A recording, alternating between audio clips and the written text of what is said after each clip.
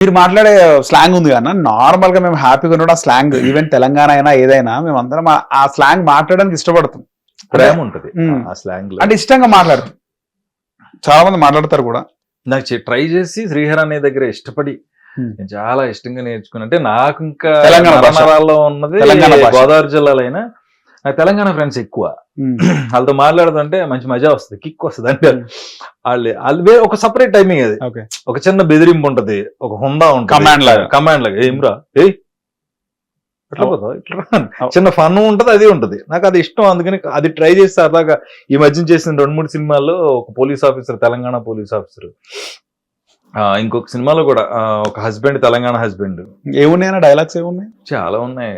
అందరికంటే ఎక్కువ ఎదుర్కొంటున్న కూర్చున్న యాంకర్ నేను కూడా కొన్ని 100 ఇంటర్వ్యూలు చేశాను కాబట్టి ఏదన్నా ఒకసారి ఆ డైలాగ్ చెప్పంటే చూడు, దాని అంత దరిద్రం ఇంకోటి లేదు. ఎందుకన్నా ఇప్పుడు అక్కడే కెమెరా ముందు ఈశ్వరో మాదేవ డైరెక్టర్ యాక్షన్ చెప్పగానే ఇది ఎంత ఎక్స్ప్రెసివ్ గా చెప్పాలని దాన్ని గుర్తెట్టుకుని చెప్తాం. అప్పటికప్పుడు అలా బ్రెయిన్ లో ఉంటది. ఒక 6 సంవత్సరాల తర్వాత 7 సంవత్సరాల తర్వాత దాన్ని ఏదన్నప్పుడు సరి చెప్పండి అంటే మెప్పే అంటాం, ఇంకా ఉంటుంది. ఓకే. కొన్ని ఇప్పుడు పాంచాలి పంచపత్రిక ఇవా నన్ను పరిహసించినది అనేది డైలాగ్ ఉంది ఎన్టీ రామారావు గారు. మహానుభావులు వాళ్ళందరూ డైలాగ్. ఇప్పుడు డైలాగులు ఎక్కడ ఉన్నాయన్న, మాటలే కదా అలాంటి. ఇప్పుడు మళ్ళీ తర్వాత సాయి కుమార్ గారు చెప్పారు హీరోలు విలన్లు లేరి నాటకంలో అన్నాడు ఆయన.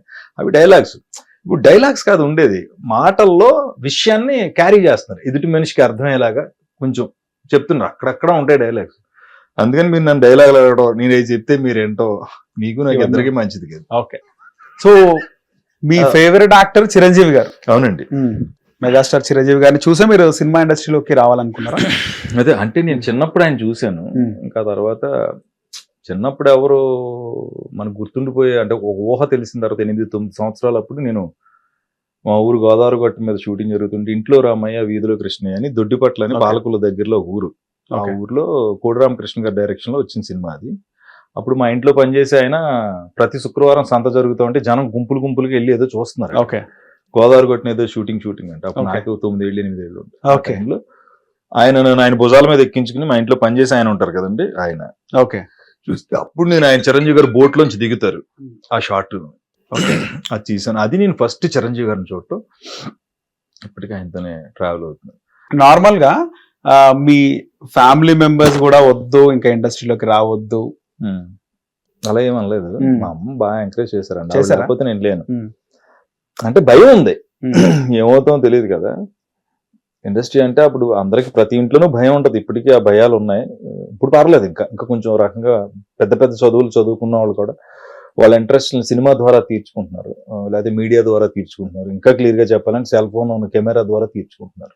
ఓకే. సో మీకు శ్రీహరి గారు ఎప్పటి నుంచి పరిచయం అన్నా? సరే, ఫస్ట్ నుంచి. అదే నేను శేషాద్రి నాయుడు అనే ఒక సినిమా నాకు ఫస్ట్ అవకాశం ఇచ్చింది శ్రీహరి అన్నయ్య. శ్రీహరి అంటే మీరు as a film journalist minister గారు అబ్బాయిని.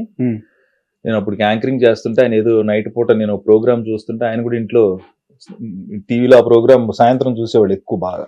అది నవ్వుల నజరానా అని ఏదో ఒక టైటిల్ అప్పట్లో గుర్తులేదు సరిగ్గా. తుపాకులు టోపీలు పెట్టుకుని ఆంధ్ర భాష నేను మాట్లాడుతూ ఉంటే తెలంగాణ భాష కన్నా గారని ఇంకొక యాక్టర్, ఇద్దరు తుపాకులు పట్టుకుని చేసేవాళ్ళం. అది బాగా హిట్ అయింది ఆ షో. ఆ షోలో నన్ను చూసి శ్రీహరి గారు వేరే కో డైరెక్టర్ గులాబీ శ్రీని అని ఒక ఆయన ఉన్నారు, ఆయన అప్పట్లో ఆయన పంపించి ఇలా క్యారెక్టర్ చేస్తారంటే ఫస్ట్ అవకాశం ఇచ్చింది ఆయన. ఓకే. శ్రీహరి గారు.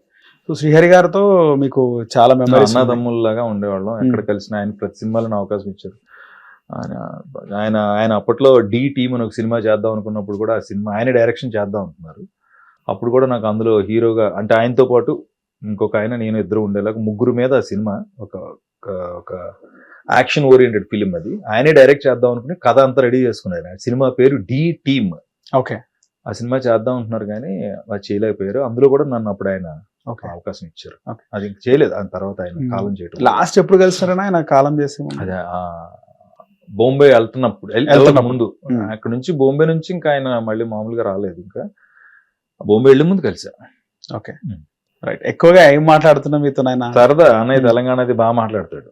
అందులో సీడ్ ఉంటుంది, తెలంగాణ స్లాంగ్. ఓకే.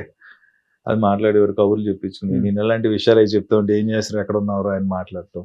వాళ్ళ ఇంట్లో వంటింటి వరకు వెళ్ళిపోయాడు, ఇంట్లోనే అంతా తిరిగేవాడిని.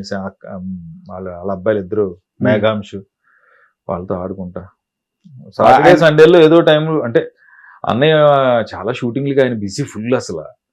ఉన్నప్పుడు ఆయనే ఎవరితోనూ రత్నం ఒక అతను ఉండేవాడు, ఆయనతో ఫోన్ చేయించి సురేష్ వాళ్ళని రమ్మనంటే వచ్చి కాసేపు కూర్చుని సాయంత్రం దాకా.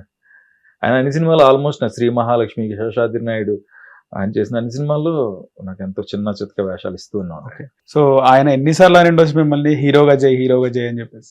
అదే ఒక సినిమా, అది నేను నాకు ఆ ఇష్టం ఉంది, వీడు పనికొస్తాడు వీడు అంటే సినిమాలు చేయడం కాకుండా నార్మల్ గా బయట హీరోగా ఆయనే అన్నారు. ఆయన అంటే నువ్వు బాగుంటారా నీకు ఆ పోలీస్ క్యారెక్టర్ నా పక్కన ఇద్దరు ఉంటారు, ఆయన మెయిన్, ఆయన డైరెక్టర్, ఆయనే మెయిన్ హీరో, ఇంకా ఇద్దరు ఉంటారు, ఒక టీం, అది డి టీమ్ అని, ఒక ఛాలెంజింగ్ ఫిలిం, యాక్షన్ ఓరియంటెడ్.